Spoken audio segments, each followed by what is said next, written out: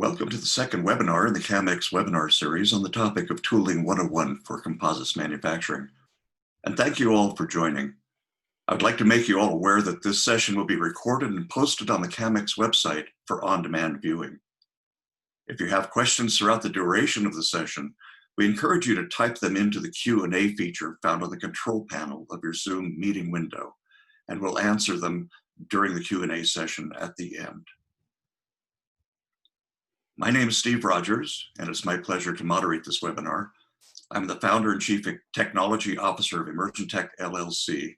Since 2011, Emergentech has devoted itself to working with companies in the advanced materials industries to add value to their expertise, whether it be technical assistance or business guidance.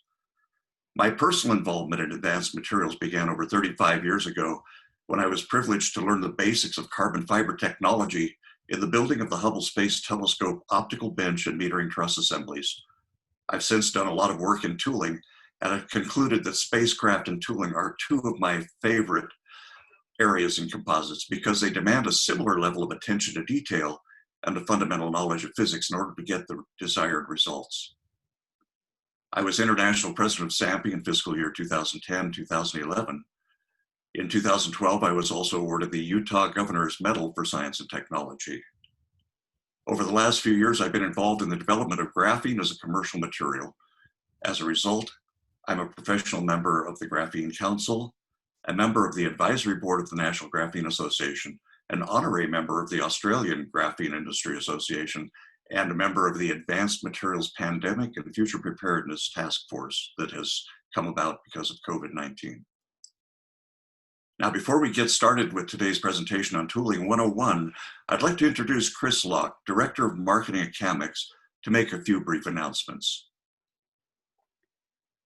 Thanks, Steve. Hello, everyone. As Steve said, I'm Chris Locke, Director of Marketing, Membership, and Education at the Society for the Advancement of Material and Process Engineering.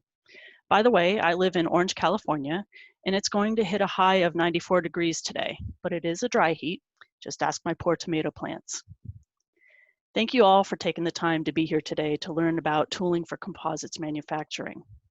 I'm sure you've heard the news by now that CAMX, the Composites and Advanced Materials Expo, has gone virtual. CAMX is the only composites and advanced materials event happening this year, so we hope you'll join us to get business done and discover the latest in the industry. As of today, you'll have the opportunity to visit over 70 exhibiting companies, with more coming in each day.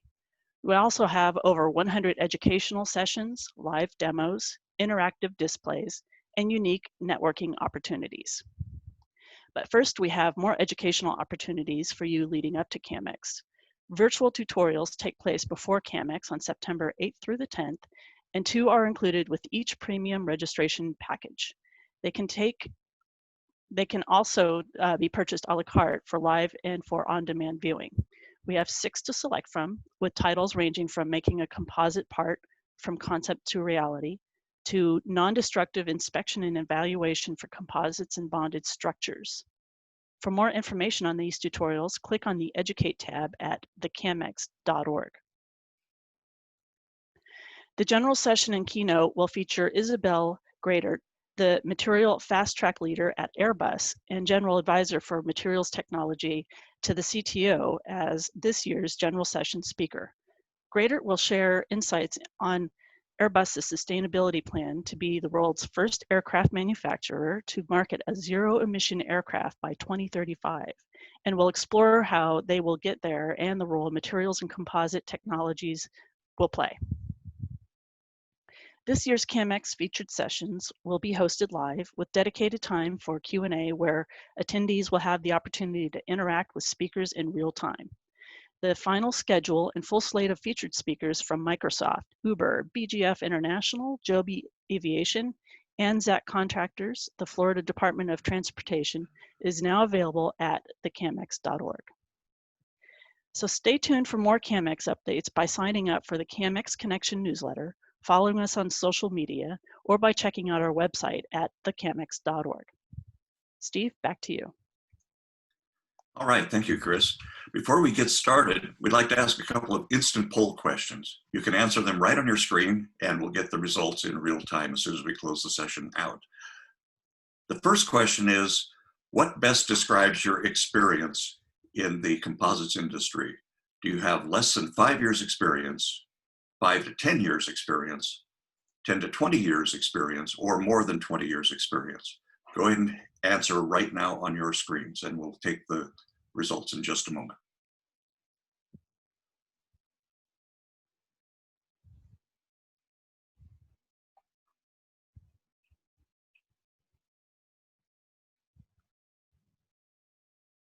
All right, let's take a look at the results. It looks like 54% of you are less than 5 years, 17% are 5 to 10 years, 13% are 10 to 20 years, and 15% are more than 20 years. So that's good. We've got a good balance of people there, but we're heavy on the front end. That's great. All right, our second question is, what is your interest in tooling for composites specifically? Are you A, an engineer, B, a tool designer, C, a tool fabricator, D, tool maintenance or repair, E, management, F, general interest, or G, something other? Go ahead and click those dots.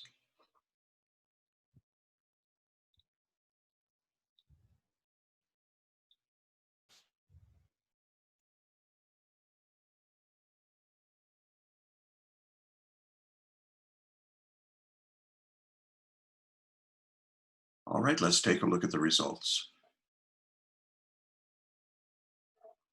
We have 34% are engineers, 6% are tool designers, 2% tool fabricators, 1% tool maintenance and repair, 16% management, 24% general interest, and 17% other.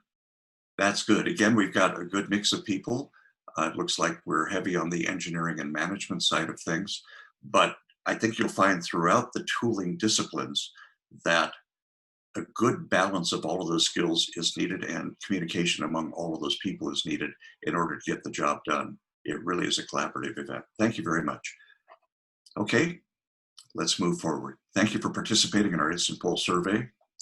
And now it is my distinct pleasure to introduce Dr. Scott Beckwith, Global Technology Director of the Society for the Advancement of Material and Process Engineering. We like to call it SAMPE. Dr. Beckwith is the SAMPE Global Technical Director, the SAMPE Journal Technical Editor, and editor of the Journal of Advanced Materials. He has over 50 years of experience in composite materials, structures, and design and manufacturing, starting with pioneering research with first UK carbon fibers in 1967. Most notable is his work in resolving propellant grain cracking problems on the first stage Minuteman motors, working with colleagues and Dr. Edward Teller in the late 1960s. He held 4 US presidential appointments as the carbon fiber and materials industry expert, negotiating fiber export control rules for the Department of Commerce. He is a SAMPE Fellow, SME Judd Hall Awardee, SACMA Leadership Awardee, and SAMPE Distinguished Service Awardee. He developed resin infusion technologies, filament wound composite overwrapped pressure vessels, amusement rides for NASA Space Camp, underground petrol tanks for Petronas, Arctic drill systems for solid methane, and numerous pressure vessels for the US Navy, the Air Force, the Army, and the NASA Filament Wound Case Program. He has over 500 publications, books, and presentations. It's my great pleasure to introduce my good friend, Dr. Scott Beckwith.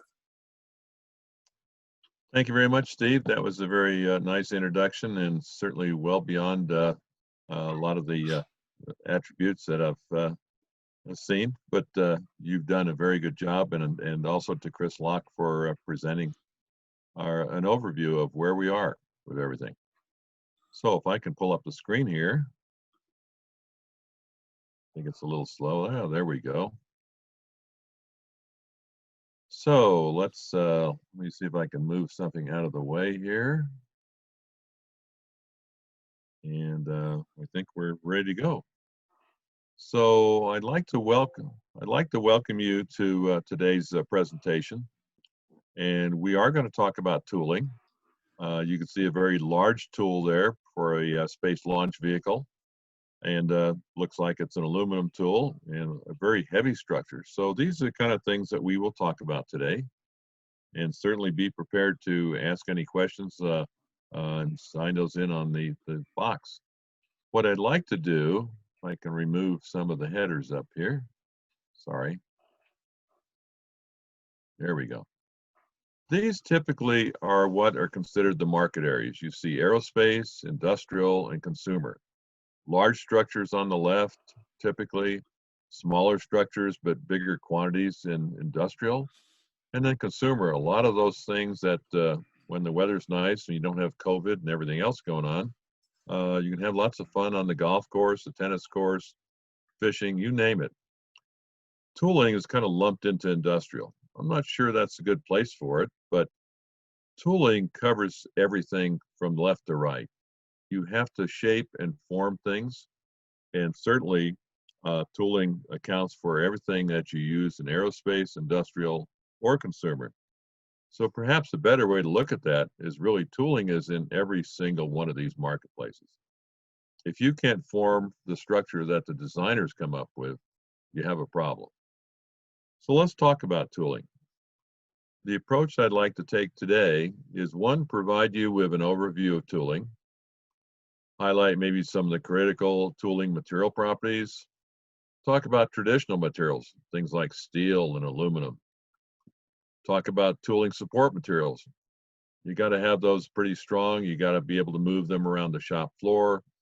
They can't collapse on you. They got to maintain the dimensions so that everything comes out right in the end. But we'll also talk about new and innovative materials. There's a lot of different things out there that you could use.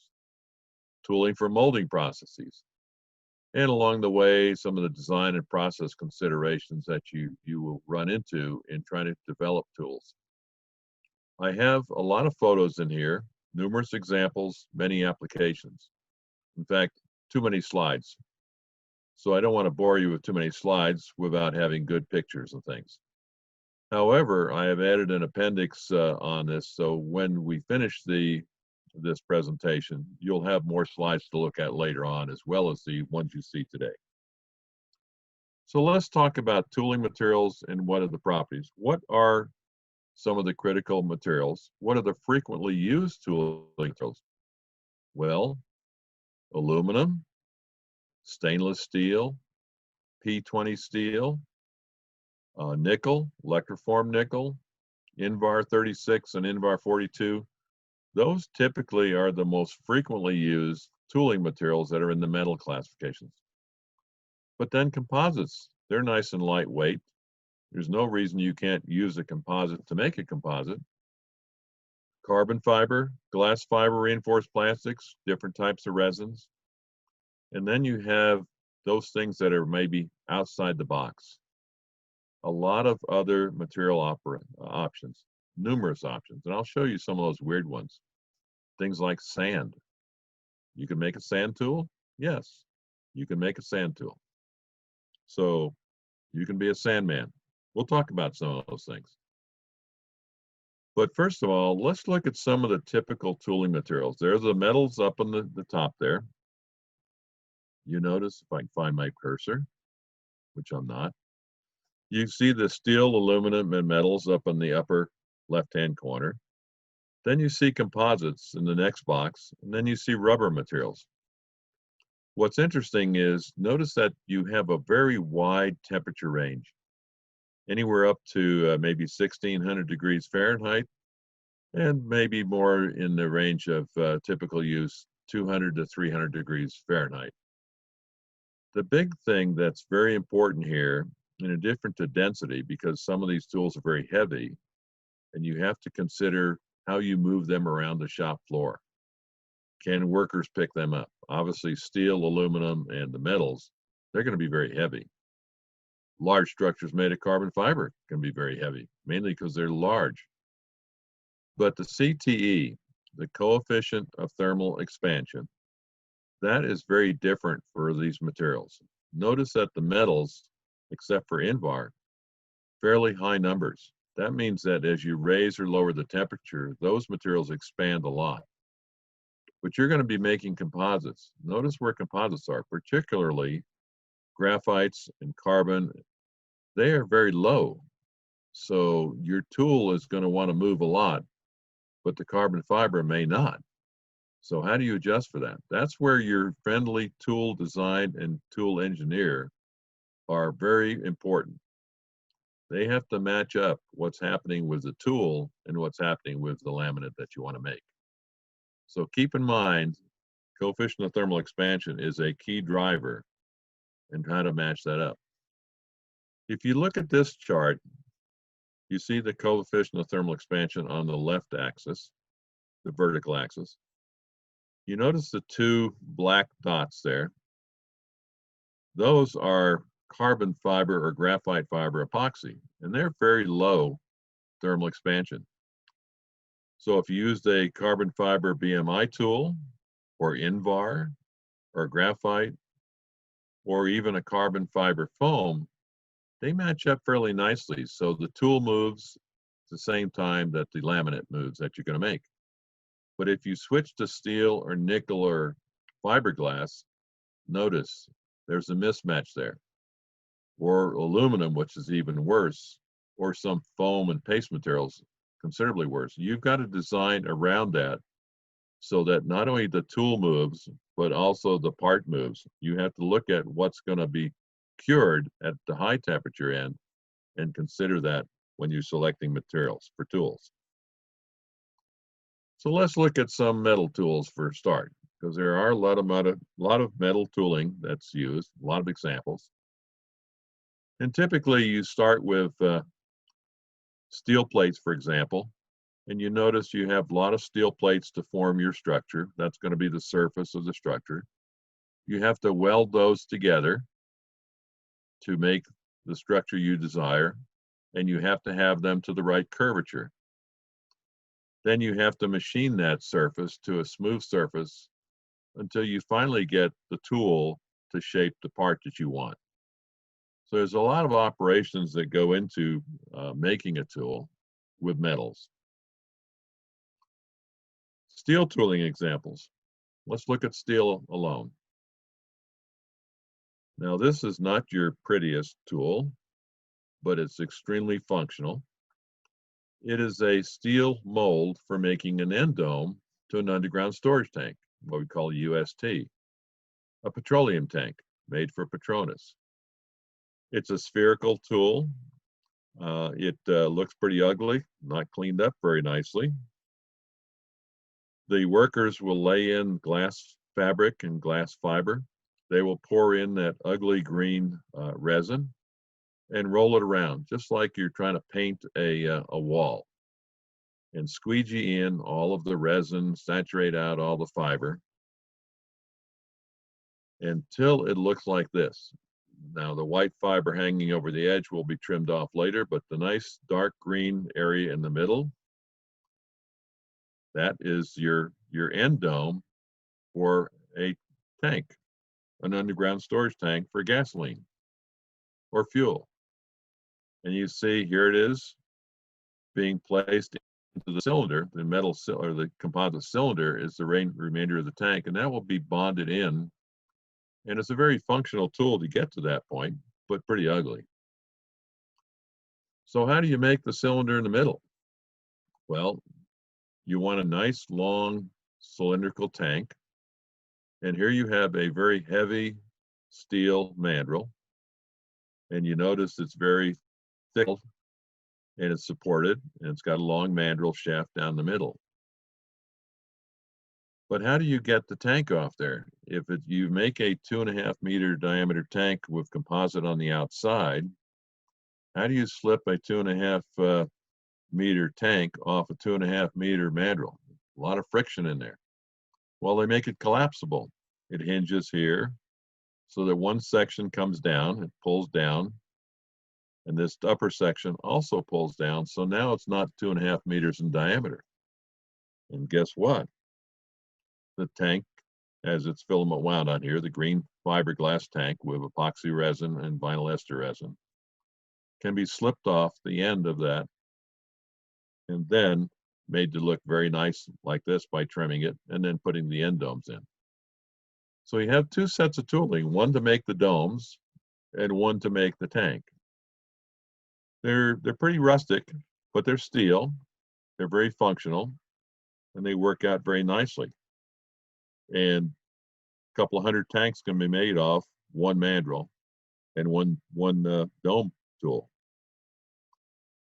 However, let's go to aerospace.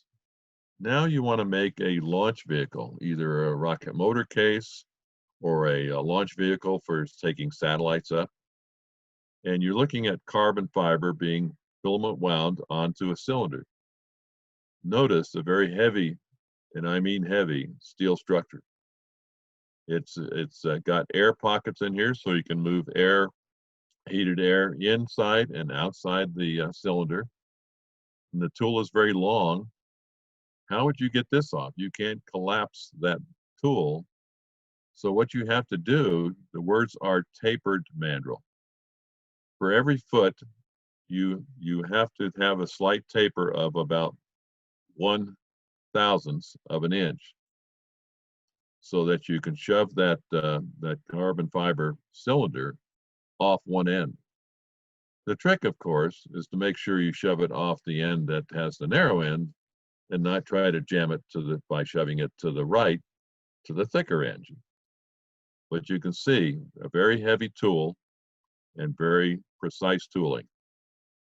So the difference between a rocket motor and a underground storage tank is primarily the quality of the tool and the expense put into the tool. For those of you that have flown on some of the older Boeing 767s, you entered the cabinet of the passengers as a passenger by going through a door that went up into the ceiling. It didn't open and slide to the side. It went up into the ceiling. Those doors are very heavy. So how do you get the weight of the door relieved? You're looking at a tool for making what they called a door spring. The little grooves in here are where you wind the fiber. So the fiber is wound around the cylinder in each of these grooves, and that is the tool. So what does that look like? Well, if you've ever had a slinky for your kids, here it is. It's just a big slinky, but it takes up the torsional load, and it looks like this when it's all stacked together. And these are all carbon fibers, continuous carbon fibers just wound around into the slots of that tool right there. Very precise tool, and you have to unwind it to get that product right there. Again, steel. You also have things like layup molds. And you can see here's a layup mold, here's another mold. And you notice again, this is an open mold, so you can drape the material over the center section here. And you have lifting lugs in there. You have to also design in features that you can move things around the shop floor. You might have casters. You'll have open areas so that the air can flow totally around and through the entire structure so you get uniform heating of the composite. So the tool engineer has to work very closely with the design engineer who develops the material process and the manufacturing process so that the temperature, pressure, and conditions are uniform on the part during the cooling or the heating. As you can see again, air inlets here so you can get air through the entire structure. And the top part is where you fiber place the carbon fiber or whatever the structure is. It looks like a fuselage structure. And you got a headstock, and at the other end you got a tailstock, and you got rollers so you can move it around. So you've got to think of how to move this thing around your manufacturing floor, how to deal with it, and how to make sure that the precise control of the surface is always precision and very exacting so that the part you get conforms very nicely in the end. This is the barrel section made for a 787. You can see the tooling here, a little bit lighter weight because there's a lot of more open area in here. And this is for a fiber placed. Here's the final product that comes off such a tool, all painted. The window section's cut out, the door section cut out, all ready to go. This is the V22 aft section with a for an Osprey, and you can see the tooling support section here, the headstock and tailstock, and the carbon fiber that's been laid up. Very rigid, all steel. And then some structures where you're laying up with maybe just a gentle curvature in either this direction or that direction can be a panel, a shaped panel that will form the part. It doesn't have to be a full round section or something like that. Or it can be very weird like this one here. Here's an F-22 inlet duct. And you notice it's fastened at the end with the tooling in here, but there's tooling all throughout here, and they're in sections. There's a very complex set of tools in here. There's probably maybe 15 parts in here that are all assembled and bolted together. And once you take this apart, you have to take this section out, the next section out, the next section out. So it's a very complex set of tools. So tooling can shape any part you want, but it's going to take a lot of time to make that type of structure. A lot of design work. Here's another panel section being made using thermoplastic on tooling. So let's switch gears. Let's go to aluminum. Okay. Same thing as you would do with steel, except that maybe it's a little lighter material, but it does have a higher thermal expansion. You see molds, you see shaped parts like this. Aluminum molds, you have the same type of features where air can move through here, a very nice finished surface. And of course, keeping that surface clean, keeping it polished, making sure there's no tool drops on it. That all those are important aspects. You see, obviously, a forklift can move this around. You see forklift sections in here. Then you have the large structure that I showed in the very opening slide. So and the tools made of aluminum obviously are going to be a lot lighter, but not lighter than composite. But you can see much lighter than steel. And here's a similar tool that is inside this that's being fiber placed with carbon fiber as a pressure vessel. Invar. Now, Invar is one of those nice materials that are being used quite a bit. And the reason being is that it has a very low coefficient of thermal expansion, and it matches up very nicely with carbon fiber materials. And you see a layup mold here, and you see all the support structure on it. Typically, it comes in as plate stock. They cut the material with plasma cutters. They shape it to certain configurations. Then they have what they call a bumping operation, typically, to shape it. You notice they're going to shape it to a certain curvature this way, certain curvature that way, and the technician checks this out periodically as they bump this. This is just a piston that just rams down and bumps it and changes shape. Assembling, welding it, machining the surface, and then eventually getting a finished tool. Here's an Invar layup mold. Again, very similar features. Rollers, being able to move it around the shop floor, a lot of the tools in here. Tooling is very expensive, very complex. Here's the fiber placement mandrel for a part, and you can see the complexity to this. So one always asks the question, well, Invar, that's a nice material. What does it cost? Well, the material cost represents basically 30% of the tool, but the machining and forming about 38%. So 68% is spent in getting the material, making it, and forming it. A lot of other things like inspection and hand finish, whatever. But you can see where 68% of it, it is expensive. Nickel tooling is another example. And there's two ways: electroforming by making thin plates. Here's the prototype, and the nickel shell is plated in here. Then they've added heating and cooling lines. That way you can heat up your tool and cool your tool and control that heat. And then maybe you cap it off with some background here. So the tool is basically this part in here once it comes out. Another way is to do a vapor deposition process. I won't go into that in details, but there's some references in there on how to do that.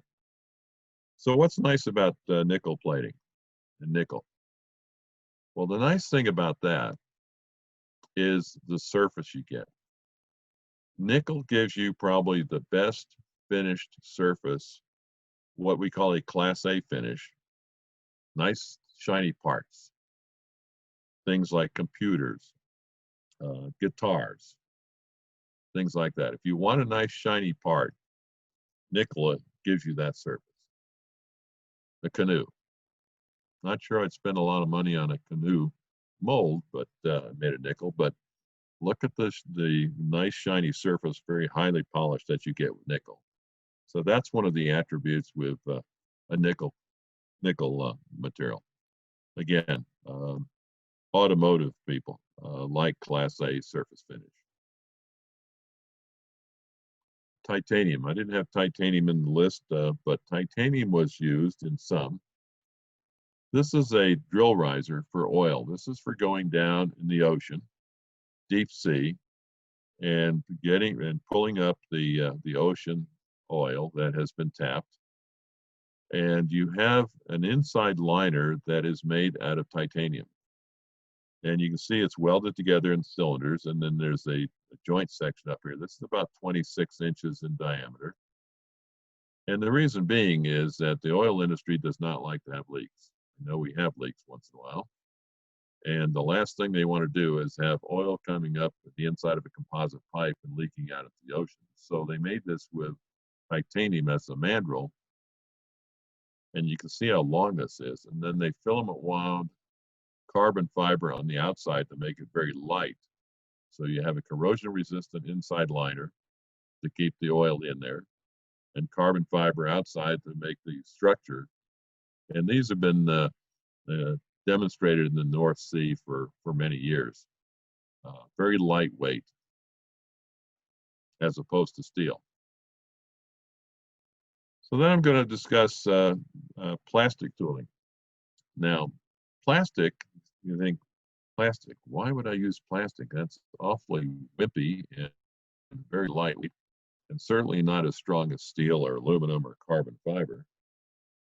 But if you've ever used liquefied propane gas, your little Bunsen burners that you use sometimes, barbecue burners or things like that, or compressed natural gas cylinders that you have in cars, the type 4 cylinders, those are a plastic bottle, typically made of high-density polyethylene. So it serves as a tool because the glass fiber or carbon fiber, epoxy are wound on the outside of this. And you see here's 5 bottles in a filament winding machine, another 5 over here, and off to the right you can't see them, but 5 more. So you're winding 15 bottles at one time on a plastic tool. And that plastic tool or liner stays with the bottle. So here's a tool that actually stays with the bottle all the time. And here you see the fiberglass and epoxy has been wound on these 5 bottles and cured, and the plastic liner stays inside. The tool stays inside. So that's sort of unique. And then you make it look nice with a handle on it and the connection for the gas and something pretty. You can even set it on a coffee table. Not too many steel things that you can set on a coffee table. So composite tooling. We finally got to composites making composites. And you see here, CFRP is carbon fiber reinforced plastic. All that means is you've got carbon fiber, the black string, and probably in this case, epoxy or some other plastic material or resin material, and typically a fabric. And these are typically used to use as a layup mold. And you see different shapes, very lightweight. And depending on the resin, depends on the temperature you go to. If you do an epoxy, you can typically go maybe to 300, 350 degrees Fahrenheit. If you use bismuth imide resin, you can go higher, maybe 450 Fahrenheit. But you notice the complex shapes that you can make and finished products that you've got. Here's the benzoxazine, which is also a high temperature tooling material. So the carbon fiber we know can go very high temperature. The resin dominates and detects how high that temperature is.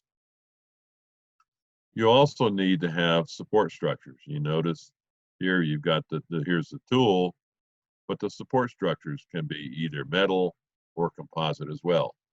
And again, allowing air to go through and good solid support structures. You've got to, on a thin structure, you've got to make sure that everything's rigid and you've got everything staying and holding firm dimensional controls. And you get nice surface finishes. Now with composite tools, you do have to worry about how many operations can you make off this? How many products can you make off a single tool? Do you get cracking? Do you get moisture in there? Things like that. You start to worry about that. Those are things where your best friend is your tool design engineer and your supervisor to make sure everything is good. Here's a higher temperature tool. This is bismuth imide resin, which can go up to 450 typically or a higher temperature. And you see that that would be for very high temperature processing of a part. Here's a product that Hexcel came up with, random fiber. What do you do with small pieces of pre-preg that have been trimmed off?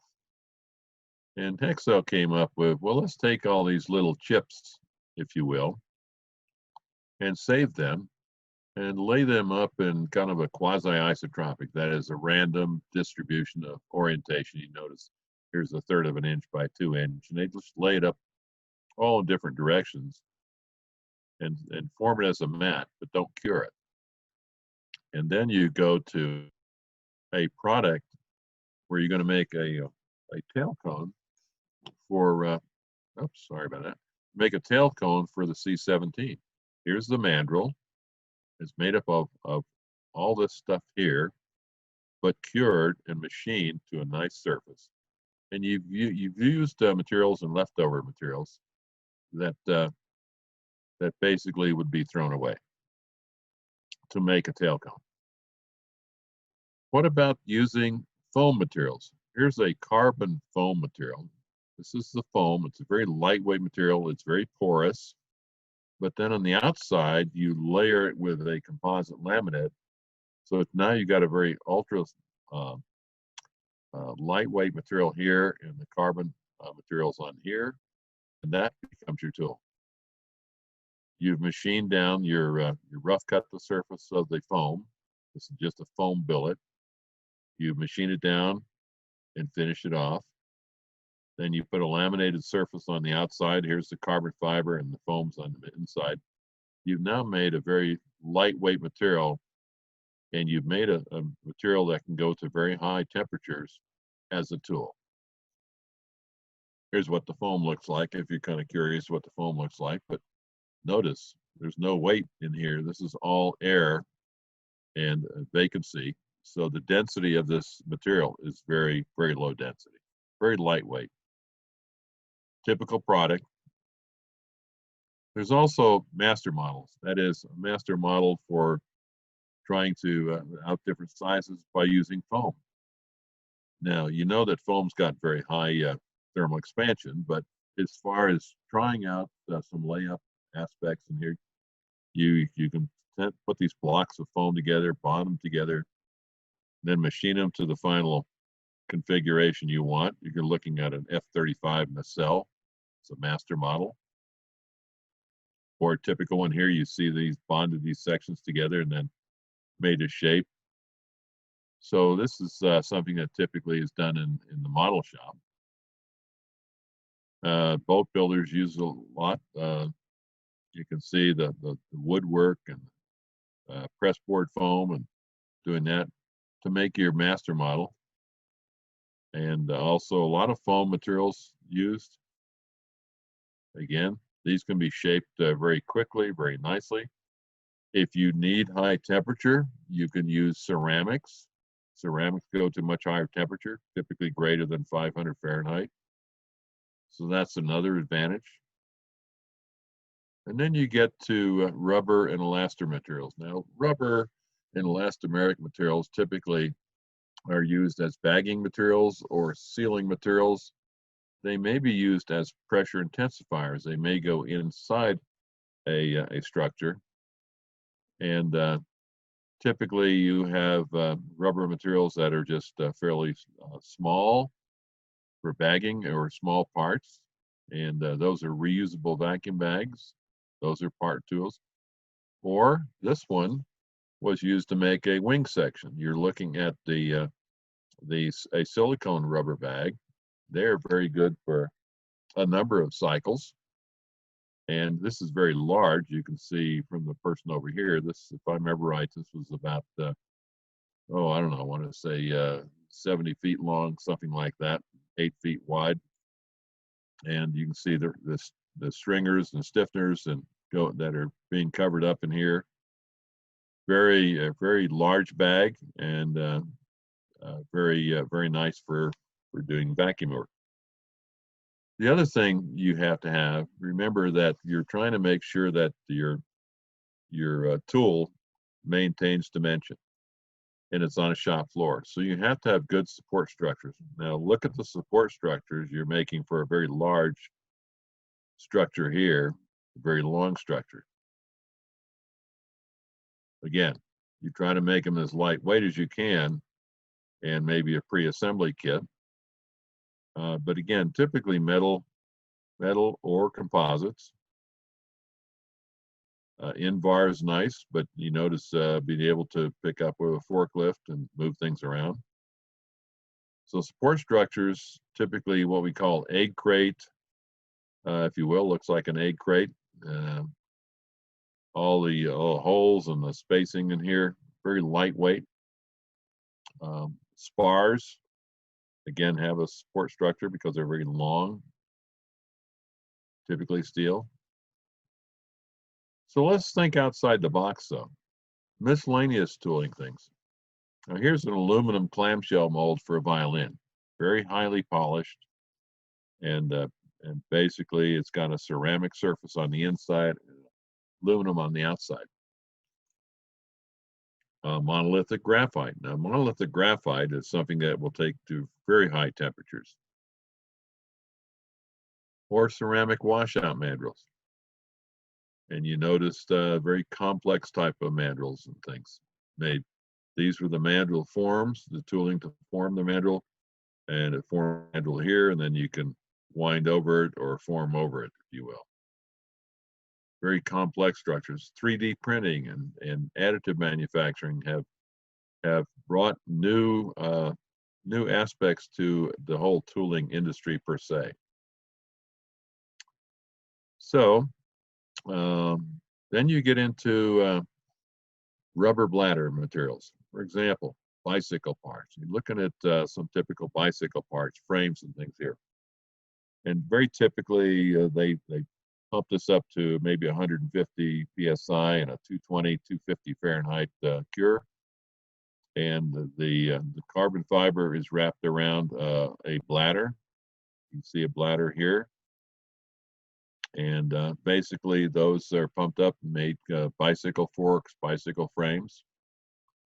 Here's a 3D printed washout mandrels, very complex. You can see the complexity here. Then you have what they call shape memory. Now this is an oddball shape. You got very large diameter here, small diameter here, curvature. Now how do you make a mandrel out of that? And how do you get the mandrel out of there later on? Well, here's the part that you want to get. You have a cylinder. You put the cylinder into a metal mold. You close that up. You heat that up to where this becomes very flexible to a certain temperature. It's a shape memory polymer. That's what the SMP is, shape memory polymer. You pressurize that so it takes this configuration. You cool it down in the mandrel or in the mold and take it out. And that's what you have now as the mandrel. It's not a cylinder. It now has a shape to it. You wind over the pre-preg or lay it up over that and cure it.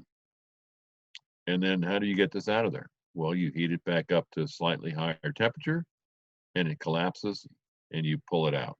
So you just pull it straight out of there. Infusion tooling, sorry. Infusion tooling. These are typical wind blades. These are very short wind blades, by the way, probably only about 15 meters long. And these are made on tools that look just like this. Those are the mold halves, half one and half two. And then you can see half one and half two here that are joined together later. But if you have very long ones, this is a 75 meter, which is still fairly short because we're making 90-meter tools. This is a tool for a wind turbine blade. And you can see the size relative to the person in here. They're laying up the fabric in here and getting ready to infuse the resin in there.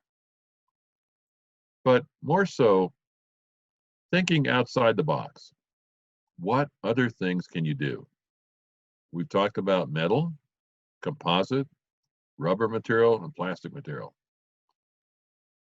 Think outside the box. Inflatable airbags, plaster. Ooh, that's ugly. You ever done sheetrock and mudded a wall and sanded it and get powder all over the place and it's like, you'll never do it again. Plaster was made and used for many of the pressure vessels for rocket motors in the 1960s and 1970s. Sand or salt. Glass. Sure, form a glass, wrap over it, break the glass, and you end up with a pile of crushed glass. Plastic, thermoplastic, metal, meltable alloys, wax materials. You can use a wax material and then take it to a higher temperature and melt it out. Foam and cork, balsa wood, all sorts of different things. Collapsible metal shells, net metal mandrels. There's a whole list of things, so don't feel that you're compelled to use metal, composite, or the traditional things. If you need something, think outside the box, but make sure that you do a lot of good design and engineering work on it. Here's a plaster washout tool. That's the tool. And then later on, you just take some hot water to it and wash it out. Or you embed a chain in there and pull on the chain and break it up later on. That's how they made most of the rocket motors. Stand mandrels, water, polyvinyl alcohol, and isopropyl alcohol, cured at temperature, machine it to shape, and then wash it out. The key here, though, is to make sure that when you put the sand and these ingredients together, that the sand is rounded, smooth sand, not angular sand. If you use angular sand, like one of my customers did, you will be there with a hose and hot water, even going down to a car wash, and be there for hours because the angular sand locks up and you can't get it out. It took them 2 days to get this out because they used angular sand as opposed to nice playground round sand. So be careful. Rounded is important. Foam material. This was going into a submarine. They were going to make a pressure vessel, and they wanted to use foam and make this release on it. And the way they got the foam out of there later on was the other end, this is a small end, the other end has a larger opening for the nozzle. They put a weed whacker in there, a grass trimmer, basically. They put a weed whacker in there, turned it on, and obliterated the foam. So it was a one-time tool that you got out of there by just destroying the inside with the foam, with a weed whacker.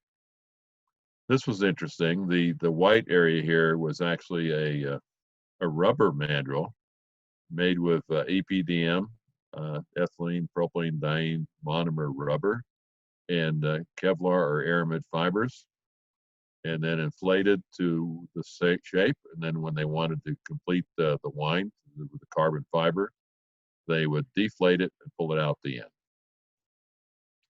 Bicycle parts, you see a braided material and a bladder in the inside typically, and then you just pull the bladder out.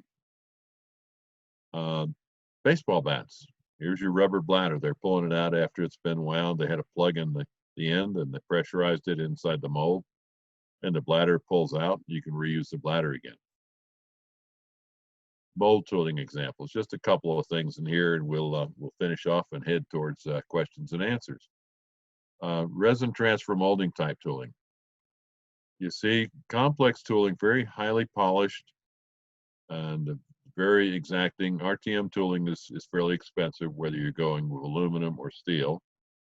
But you can see here's a part that was made with RTM tooling.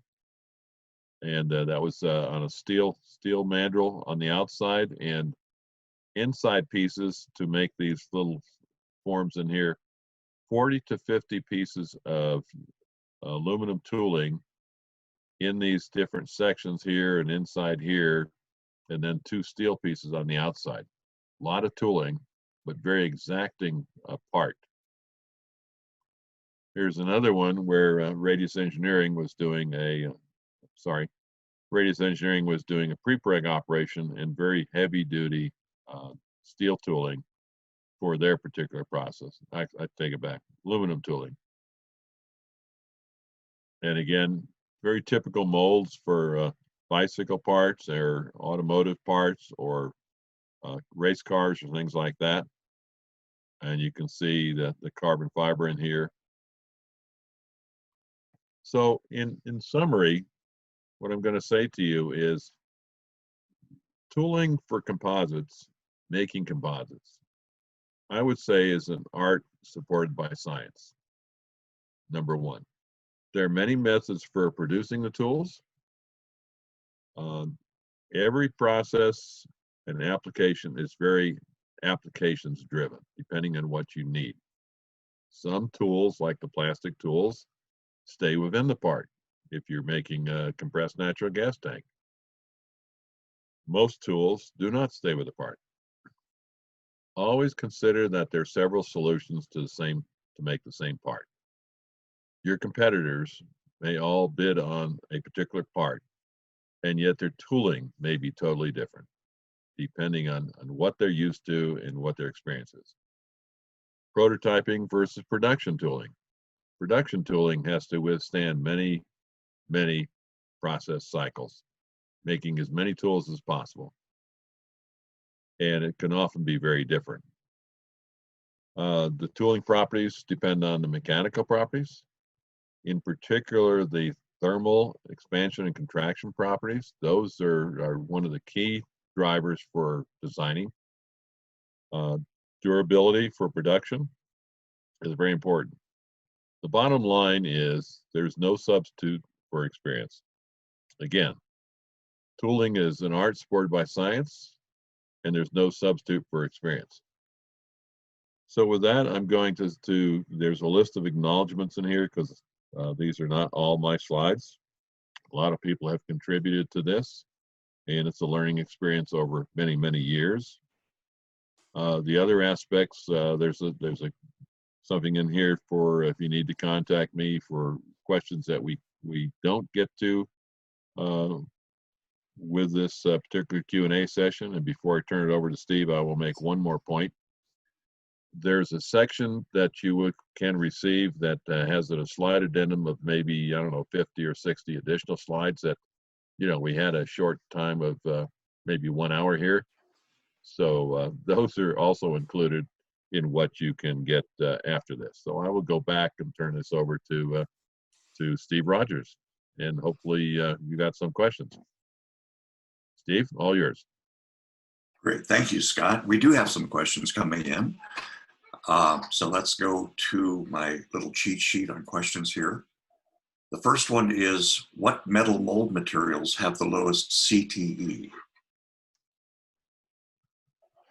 Well, P20 steel is not the lowest mold material around, but it's the most popular if you're doing resin transfer molding type of work. And typically what people will do will also put aluminum inserts or rubber inserts internal to the mold so that you get good compaction to drive it to the ultimate outer dimension of the laminate. Invar materials are probably the most popular for low thermal expansion because they're very close to carbon fiber composite thermal expansion.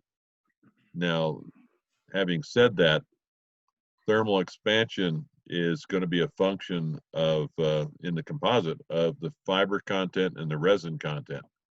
So if you have a high resin content, you also have to worry about the fact that that's going to be a high number as well. Hope that helps. That's good, Back to you, Scott. Steve. All right. This one is related a little bit to the end of your answer. Does it matter what you use for support structure, or do you only care about CTE for the tool surface?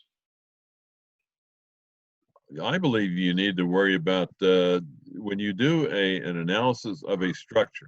The structure is the tooling surface that you're concerned with, but it is connected to the support structure underneath. So when you do a thermal analysis of that using both CAD and finite element analysis aspects, you need to consider both of those and what happens when you go from, say, room temperature to 250 or 350 or 450 Fahrenheit or wherever you're going in the process. You need to consider both of those and see what it does to your deformation of the surface that you're trying to make the part, because that part will cure and set up at that upper temperature. Yes, you do need to consider both. Good answer. What is the typical thickness of a nickel tool plated shell? Oh, typically I would say probably less than a tenth of an inch. Probably less than a tenth of an inch. It can vary, but most people don't need to go much higher than that. But you've got to have a very good support structure that keeps it to where you want it. Okay. The next question is related to SAMPE.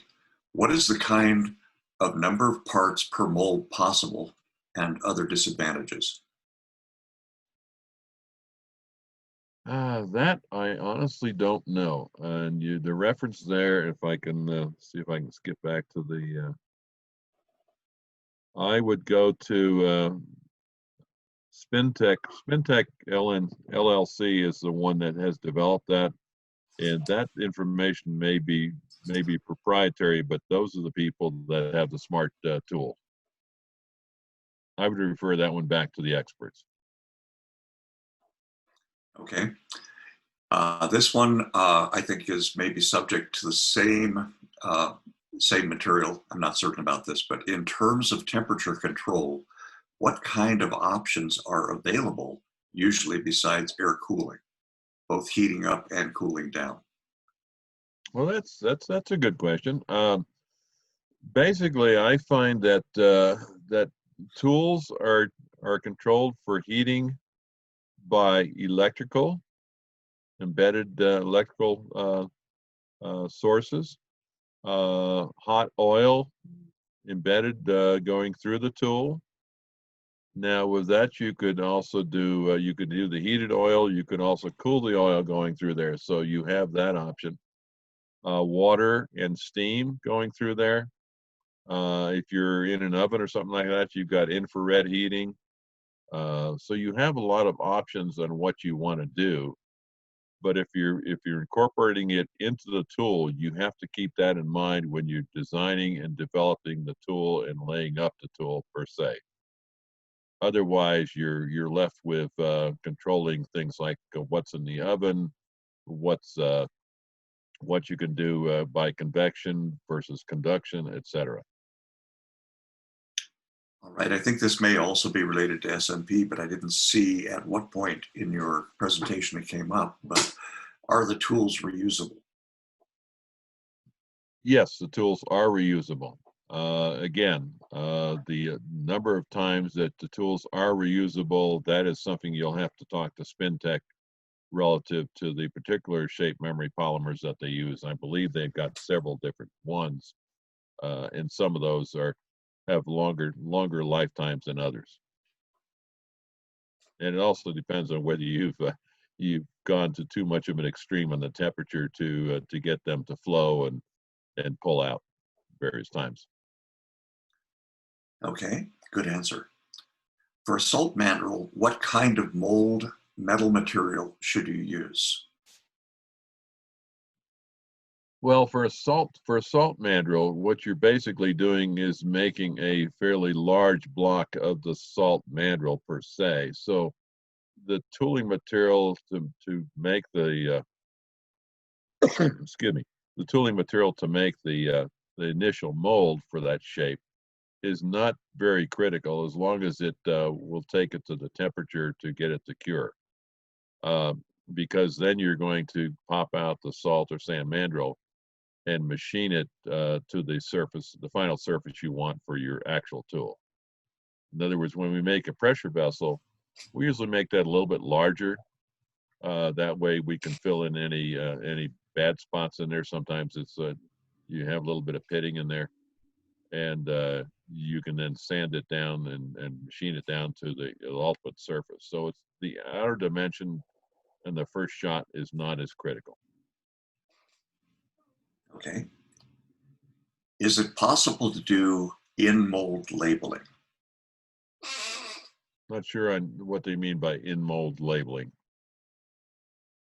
I'm going to say in-process or in-situ labeling of parts. I'm not certain about that. You're talking about having something in the mold that actually transfers to the part that you're making? They may be, yeah. Yeah, I'm not sure I understand that question to the degree. Maybe that's a good follow-up question that we could address later with the person that submitted it, if they could give us a little bit more detail. Yeah, that would be great. How does the tooling material affect cycle times? Good question. Well, the tooling material is very critical to cycle times. For example, if you have a composite tool, you worry about whether the number of cycles is working the resin fiber interface to where you get micro cracking, and over time you cannot maintain pressure or vacuum. So composite materials are subject to micro cracking and issues like that. Steel, not so much, but steel and metal and aluminum, all those metal ones, one of the things you worry about is shop floor technicians or workers around there damaging the tool. Same thing with composite, of course, but if you damage it with tool drops or nicks or things like that, do you still maintain a vacuum or pressure when you're trying to process things? Does it have an effect on the surface of the composite? Those are things you have to worry about with just about any tool. So it depends very much on the materials. Now, rubber materials usually have a somewhat a limited cycle. For example, silicon seems to be very good, but if you have some other rubber materials, they don't necessarily have their sponginess or elasticity over time. So each material's got its own little bailiwick of good things and bad things. All right. Do you see large fiber reinforced additive manufacturing tools taking the place of metal and composite molds for production? I would say there's quite a trend there going on right now, and of course the biggest problem that we're having with additive tools with fibers in there are understanding the XY uh, properties and the Z direction properties. You're laying these up typically or depositing them with fibers going in the Z direction, and the properties are not quite as firmly understood right now. I think as we get better with these materials, we'll understand how good they are. You can certainly make complex tools with these, and there's a lot of work at Oak Ridge National Laboratory. They're doing a lot of excellent work there. That I just don't think we're quite there yet. I think eventually they are considerably lighter, and they're more in line with the CTE of the composites that you're trying to make. So I think they will replace some. I don't think they'll take over everything. No. And related to that, what other advancements do you see coming down the pipe, new things on the horizon for tooling? Well, I think additive is probably the main one right now, and understanding where additive is in terms of its properties and having good characterization of the tooling materials that we might use in the processes. There's a wide variety of those. I think that's the biggest one coming down the pike right now. Okay. What is the typical thermal analysis software packages used for designing tools? I'd have to say that I don't really have a good expertise in software aspects, and I probably can't answer that one very well. Okay. In regards to conductive heat transfer, would a graphite tool be better than a fiberglass tool to produce a part with a pinhole-free surface? I believe so. I think carbon fiber, graphite fibers do have not only fairly well-known thermal expansion. There's a lot of work that's been done on there. But they're also the thermal conductivity and thermal properties of carbon and graphite are very well understood. I would say yes. All right. I have just a few more questions here at this point, and let me just read those to you. How important is the thermal conductivity of tooling materials for autoclave or oven tools? I'm sorry, would you repeat that one, please? How important is the thermal conductivity of tooling materials for elevated temperature tools? I think it's. You also mentioned autoclave, did you not? Yes, autoclave or oven. Okay. I think it's very important, but probably the more important aspect is that you know exactly what's going on in the laminate with good thermal couples and actually measure what's happening in the thick or the thin part with the trailing thermocouples in an autoclave or an oven process. But I would think those properties are important because you typically in very thick parts or what are deemed to be thick. It's important that you're curing these with a well-known process and measuring the process. And thermal conductivity, thermal expansion, all those properties come into play quite a bit. All right.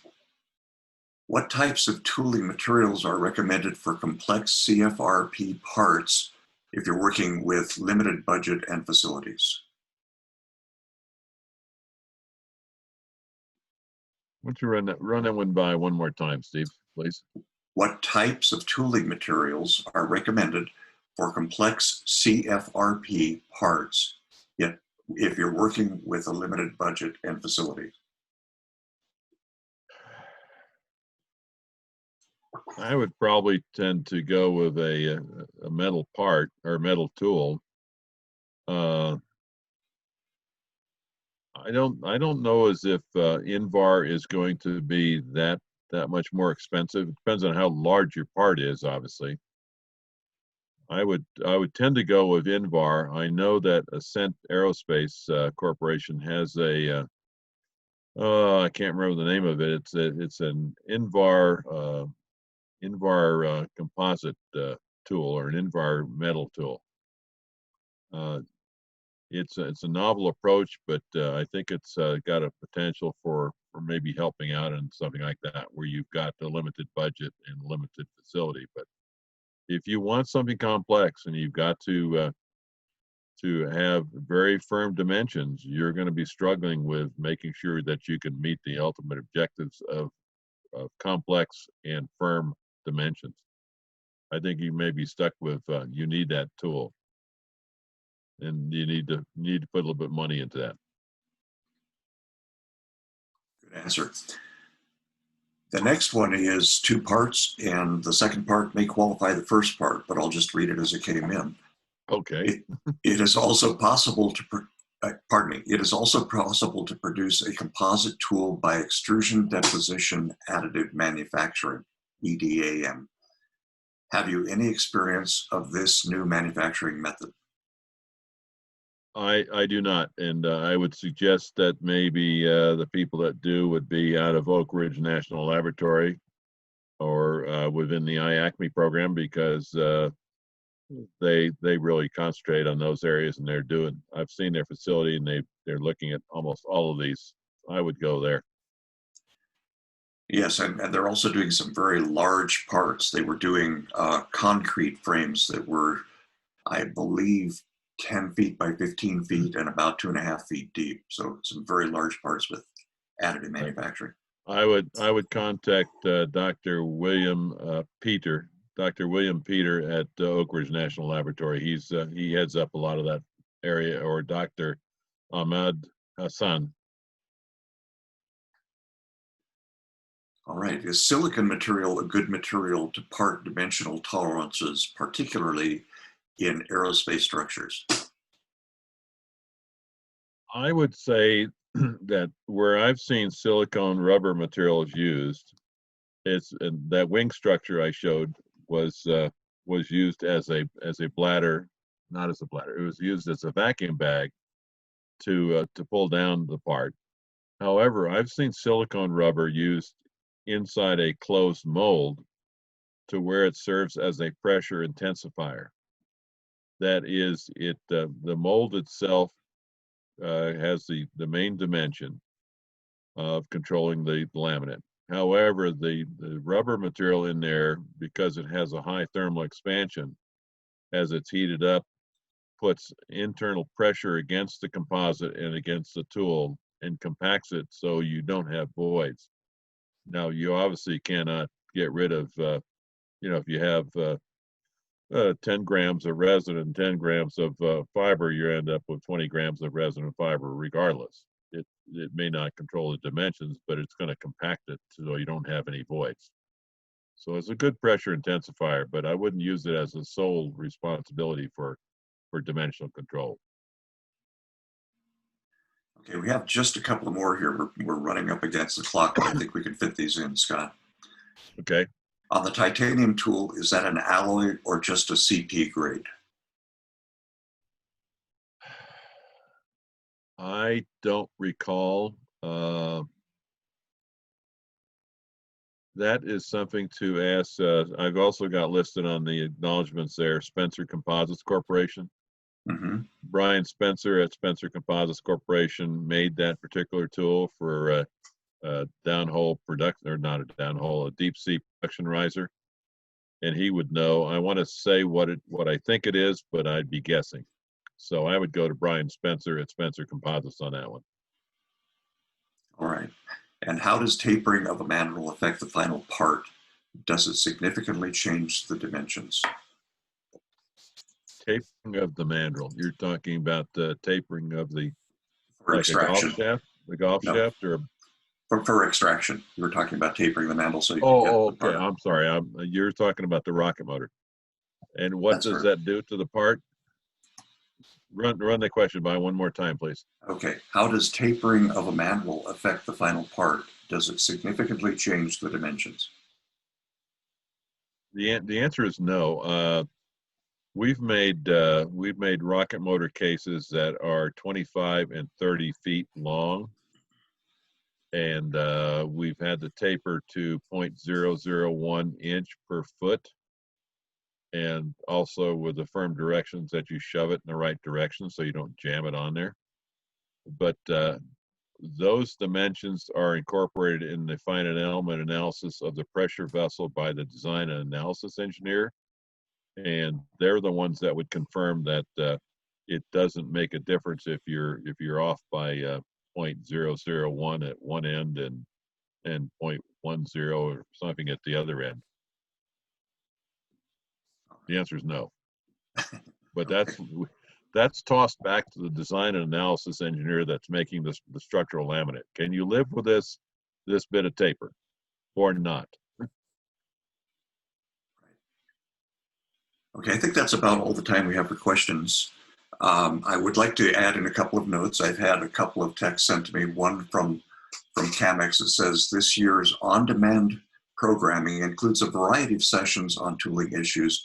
View our full slate of on-demand programming, and there is a URL given there that I'm not going to read to you because it would require that you write very quickly. And I've asked the staff if we can get that posted out to you. The other note is the tutorial Introduction to Additive Manufacturing and Composite Tooling Application is a great next step to this webinar. That's also available and live on demand.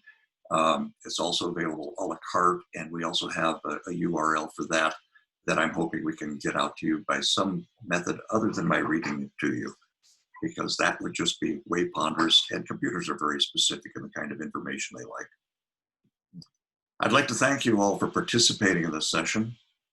If you have additional questions, feel free to fill out the contact form on the CAMX website. CAMX will follow up with you. Make certain to register for CAMX 2020 virtual events to learn more about topics like bonding and joining composites and urban air mobility, many, many more. You'll receive an email offer after this meeting with a 10% discount for the CAMX virtual events. We'll see you there.